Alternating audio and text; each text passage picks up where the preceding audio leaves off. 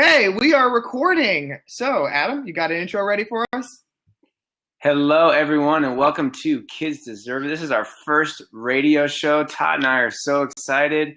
We've been talking about doing this for a few weeks just to add to our Twitter and our Facebook and our blog and our Canvas and everything else we're doing with Kids Deserve It.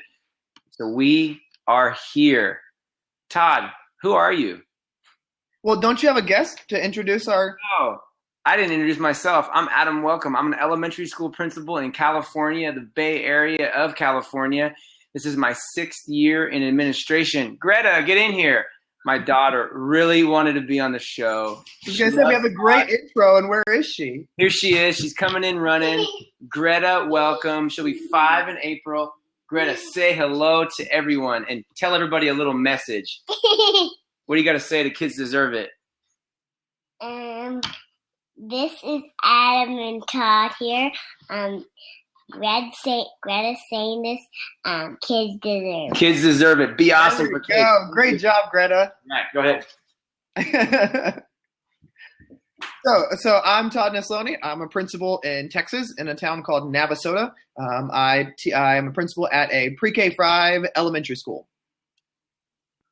So we figured that since this was being our first episode and all, Adam would I would just go in and talk about, kind of how we met, how Kids Deserve It was formed, kind of our hopes for the show, and what we look to do and seek to do with our guests and our things that topics we're gonna have each week. Then we'll share a little bit from ourselves, and we want to kind of keep these short, sweet, to the point, about 10, 15 minutes each. So Adam, you want to start kind of with how we met? Yeah, so I wanted to go to a national conference, so I decided to go to NAESP last year in Long Beach last summer, and we started a Voxer chat and had all these principals from all over the country. And I do a lot of consulting work for Remind, and so does Todd. So we had crossed paths digitally in the past, and we were at dinner one night, and Todd was actually Don't even say it. Todd was actually stalking me. I was not stalking. I was like 10 people at the table, and I was listening to Adam's conversation that he was having with someone from Remind. Todd was stalking me at the dinner table, and I said something that he tweeted, and the tweet just totally blew up. And the tweet was, what I said was, schools don't exist so adults can have jobs. Schools exist to make kids feel awesome, be awesome, and to motivate them. And we started talking. I said, we should blog together. I have a blog. Todd's got a blog. So over breakfast one morning. No, you left out a very important part. Because Adam blogs like every 30 seconds. And so he was talking to me, and Adam's very forward with his conversation. And he was like, why was your last blog like 3 weeks ago? I don't understand it. What are you doing? It's summer. You should be blogging like every day. And I said, I've been busy. I haven't had time. He's like, it's not that complicated to blog. Let's write a blog post together and we'll get the mojo going. And I was like, okay, well, we've just met 24 hours ago. And it usually takes me a little while to warm up to bald people. Felix, no, I'm kidding. So I was like, okay, fine. I said, let's meet for breakfast. Let's try to knock out this blog. We had an idea we kind of threw around, and then breakfast, and we had a blog post in 10 minutes? 10 minutes, posted it within like 12 hours, had a few thousand views. And we looked at each other and we said, there is something here. We wrote another post, the closing keynote, NAESP, flew home, started the blog, got the website.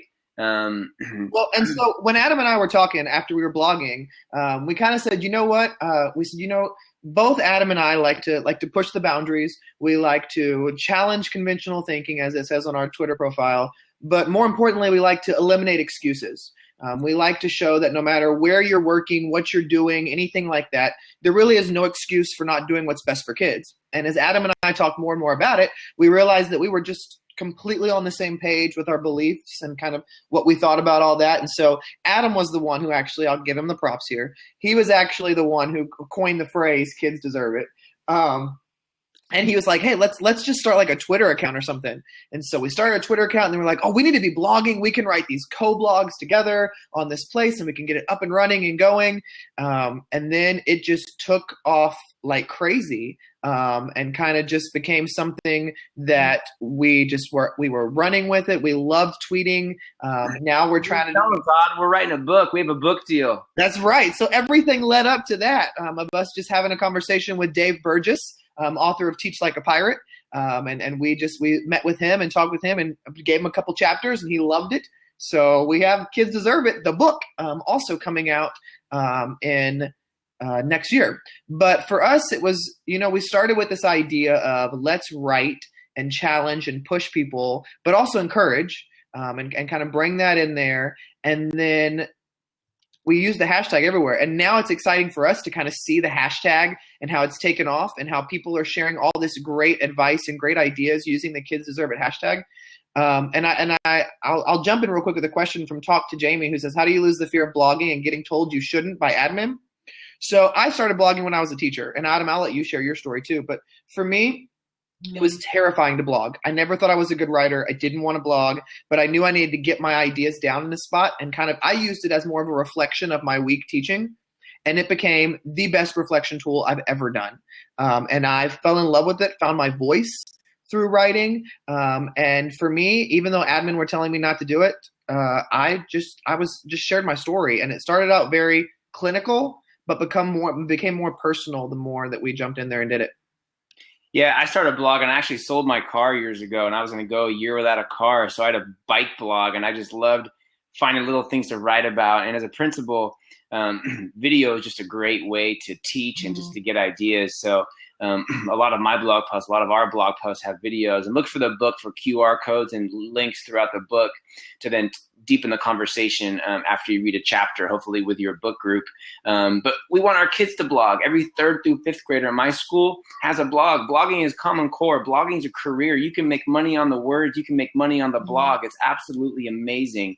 I've encouraged my teachers to write a blog. It's therapy. Being a principal can be lonely. I'm by myself in my school. I'm the only admin, and it is. And I've had parents tell me, I wrote a blog about girls. You saw my daughter earlier.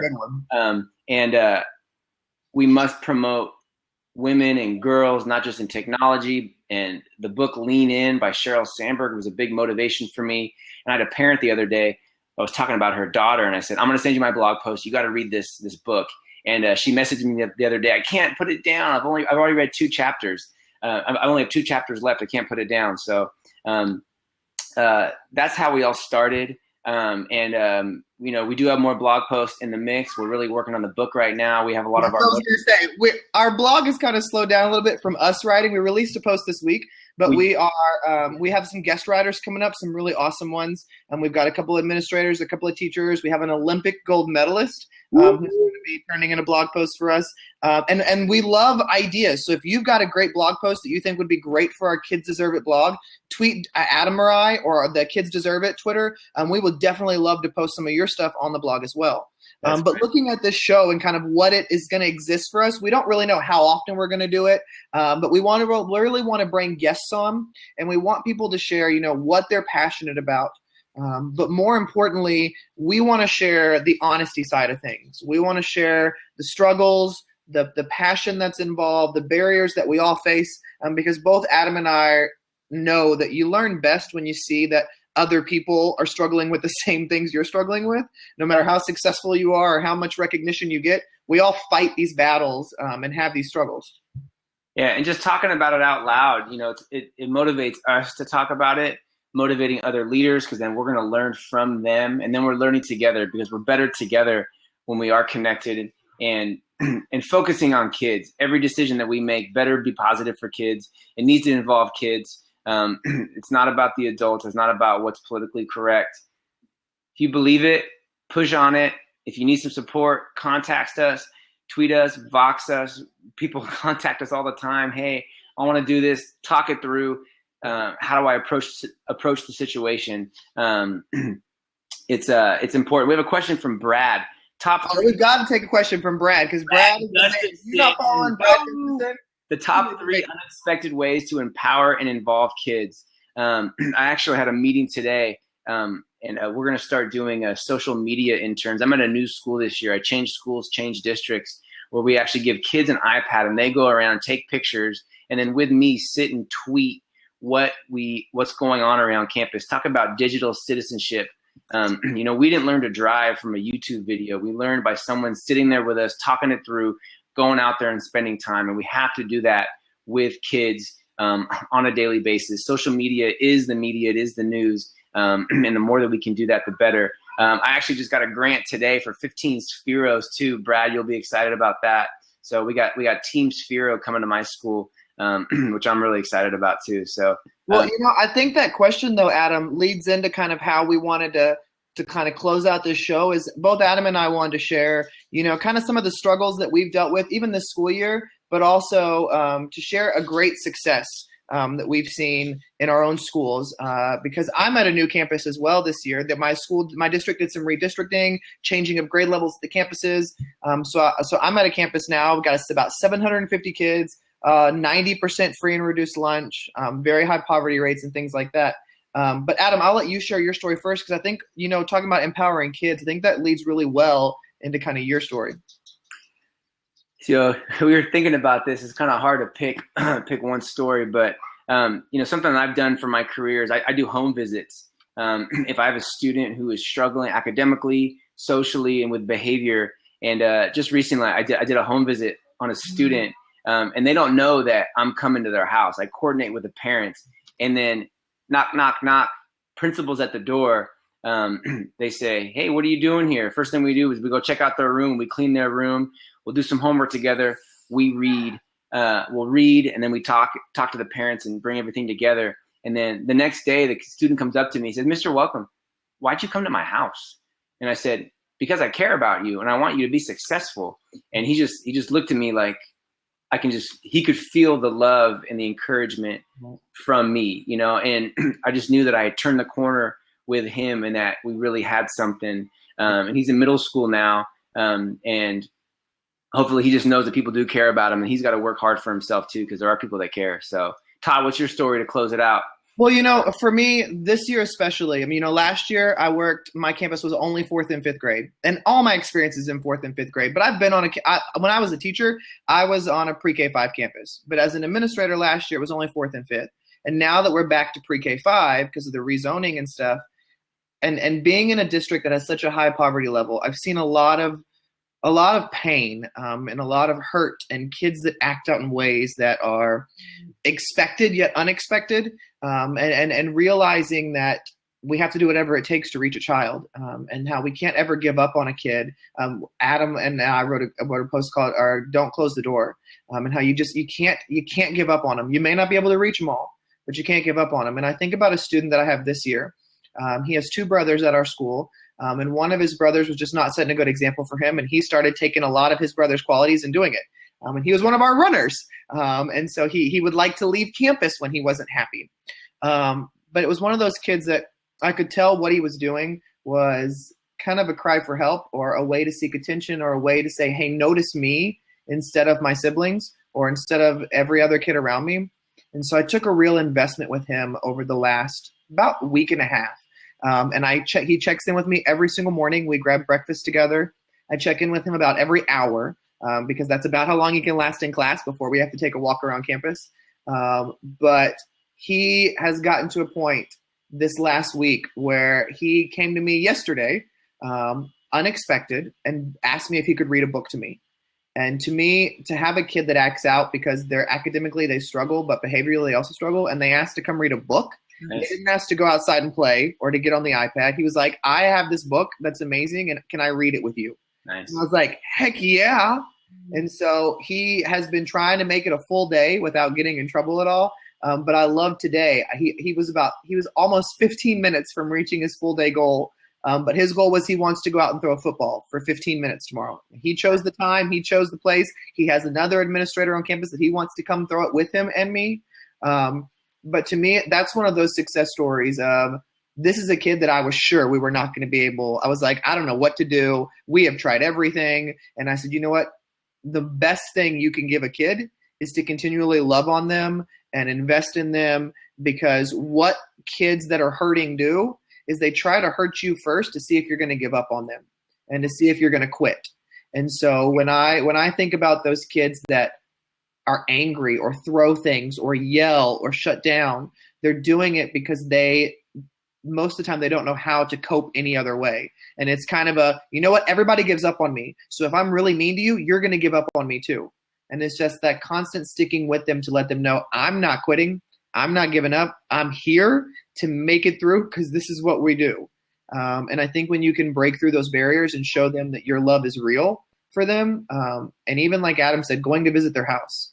And that kind of leaves with kind of what we want to close with is, every week or every time we do one of these shows, we want to leave you guys with a challenge. We want to leave you with something that you can take and try right away and implement, but most importantly, when you take this challenge that we're going to give you this week, we want you to share out your successes, your struggles, your trials, your failure. We want you to share out what you're doing using the Kids Deserve It hashtag, because what we want to do is we want to learn together. We want this show to be one place where we can do this, but we also want you to be able to share your learning so we can take your ideas and be better, but so other educators can as well. So Adam, you want to share with them the challenge? This week, we want you making that phone call home, making a positive phone call, calling a parent at their house is the best. It changes lives. We've written about it. It's going to be a chapter in the book. Find a student, find 5 students that you may not have recognized this year, last year at all. Connect with them. Find something special, something awesome, something amazing, something that's magical that they are doing about them. Call their parents and tell them and connect with them. I call parents on the phone. They think the kid's in trouble. I tell them I'm here to call because so-and-so is amazing, all the work they're doing. Parents cry on the phone. My favorite thing to do is to get a student, bring them to my office, call on speakerphone. Don't tell the parents they're in my office. I start the conversation, and by the way, your child's sitting right here on speakerphone, and then they have a conversation. Talk about connection, talk about bond. That is a challenge this week. Please use the hashtag Kids Deserve It. And if you can't find the time to make that phone call, you can send out a postcard. You can write a letter. You can go to their football game, their ballet concert. You can go to their baseball tournament. Find some way to connect with that kid on a personal level and share out how you're doing that and the impact that it has using the Kids Deserve It hashtag. Kids deserve it. Greta deserves it. What do you got to say, Greta? Have a great night. Thank you guys for joining, and you can follow us on Twitter at Kids Deserve It, where we'll be sharing out all of our blog posts, our Canva designs, our encouragement, and also kind of sharing out upcoming guests and topics and things like that, because we want you as guests as well, which is kind of why we chose the Blab platform. So we're going to be having some of y'all jump in and share your ideas, as well as some people who inspire us to share their stories as well. So thank you so much, and have a great night, guys.